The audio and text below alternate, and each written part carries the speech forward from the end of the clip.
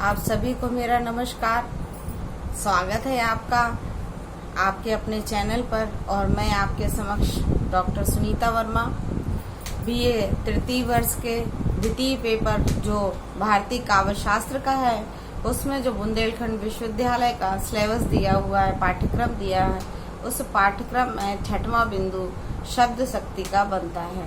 तो आज मैं शब्द शक्ति के ऊपर प्रकाश डालने जा रही हूँ, बच्चों को बताने जा रही हूँ शब्द शक्ति किसे कहते हैं। तो बच्चों, आप सब जानते होंगे शब्द और अर्थ। शब्द और अर्थ के बिना किसी भी भाषा को लिखा नहीं जा सकता है। अगर लिख देते हैं आप तो उसका अर्थ स्पष्ट रूप से नहीं हो सकता।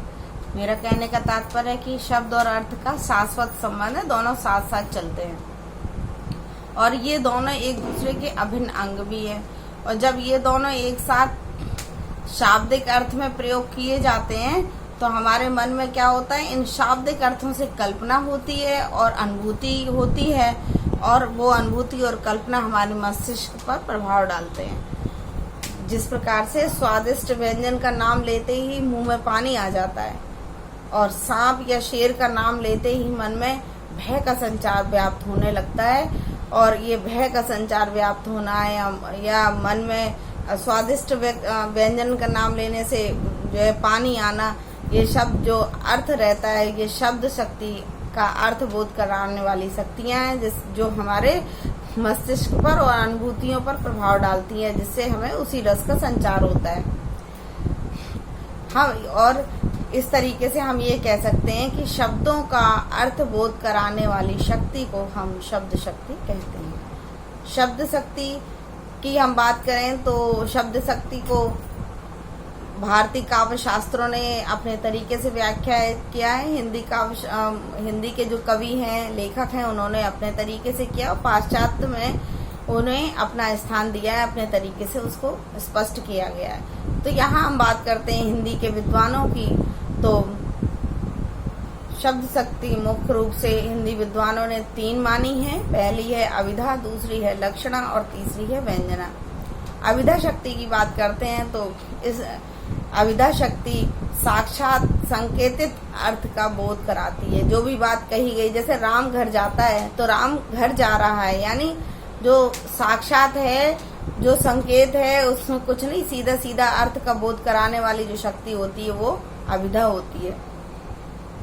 और अविधा शक्ति जो है, इसमें मुख्य रूप से 3 शब्दों का प्रयोग होता है, जो है रूढ़ शब्द, यौगिक शब्द और योग रूढ़ शब्द। इन तीनों शब्दों के योग से अविधा शक्ति का अर्थ बिल्कुल स्पष्ट रूप से हमारे समक्ष आता है। दूसरी शक्ति है लक्षणा शक्ति।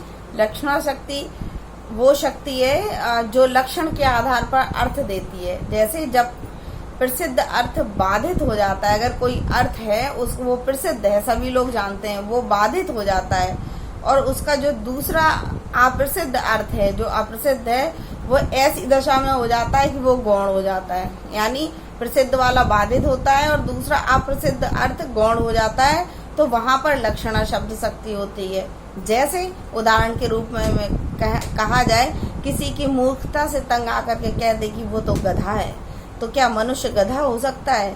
गधा और मनुष्य तो अलग अलग जो है जातियों के दोनों अलग हैं, लेकिन गधा का प्रतीत हो गया मूर्खता। तो यहाँ पे क्या हुआ, जो मूर्खता है, जो मुख्य चीज है, वो क्या हो गई, गौण हो गई, और जो प्रसिद्धि है उस पे वो क्या हो गई, वो थोड़ी सी बाधित हो गई। जब इस तरह के लक्षण जिस शब्द शक्ति में आता है तो वो होती है अविधा शब्द शक्ति। तीसरी शब्द शक्ति है व्यंजना शब्द शक्ति। तो व्यंजना शब्द शक्ति की बात हम करें यहाँ पर, तो जब अविधा और लक्षणा किसी से भी अर्थ की अभिव्यक्ति नहीं होती है, तब व्यंजना शक्ति का प्रयोग किया जाता है। इसलिए व्यंजना का मतलब सीधा सीधा अर्थ हुआ किसी बात को स्पष्ट करना, उसके अर्थ को स्पष्ट करना। जब अविधा के द्वारा भी ना हो, लक्षणा के द्वारा भी ना हो, तो व्यंजना शक्ति के द्वारा उस शब्द को उसको स्पष्ट रूप से कहा जाता है। उदाहरण है जैसे गंगा में गांव। अगर हम इस सेंटेंस की बात करते हैं, गंगा में गांव, तो इसका अर्थ अगर हम अविधा शक्ति में देखें तो गंगा में क्या गांव हो सकता है, यानी कि अविधा शक्ति इसका अर्थ देने में असमर्थ है। फिर हम बात करें लक्षणा की, तो लक्षणा शक्ति के आधार पर हो जाएगा कि गंगा के समीप कोई गांव है तो वो गंगा के समीप गांव है। परंतु अगर व्यंजना शक्ति की बात करें तो वो सही अर्थों में क्या निकालेगा कि पवित्र है, शीतल है, गंगा की तरफ ऐसा एक गांव है। और ये पूरे शब्दों की शक्ति, ये पूरे शब्द के अर्थ की प्रतीति व्यंजना शक्ति के द्वारा हुई है। तो ये वीडियो था मेरा आज लक्षणा, अविधा और व्यंजना तीनों शक्तियों को आपको समझाने के लिए जो आपके पाठ्यक्रम में है। इससे संबंधित प्रश्न यही बनेंगे कि ये कितने प्रकार के होते हैं, तो मैंने आपको बता दिया। व्यंजना क्या होते हैं, लक्षणा क्या होते हैं, अविधा क्या होते हैं, तीनों को समझा दिया। शब्द शक्ति किसे कहते हैं, इस तरह से ही आपके परीक्षा में प्रश्न पूछे जाएंगे। इससे अधिक कुछ नहीं। आशा है आपको ये वीडियो लाभप्रद सिद्ध होगा और आप इस वीडियो को अधिक से अधिक अपने स्टूडेंट्स तक, लोगों तक, दोस्तों तक शेयर कर दें ताकि इसका लाभ अधिकाधिक लोग उठा सकें। और मेरे वीडियो को लाइक करें, सब्सक्राइब करें और शेयर करें। धन्यवाद। नमस्कार।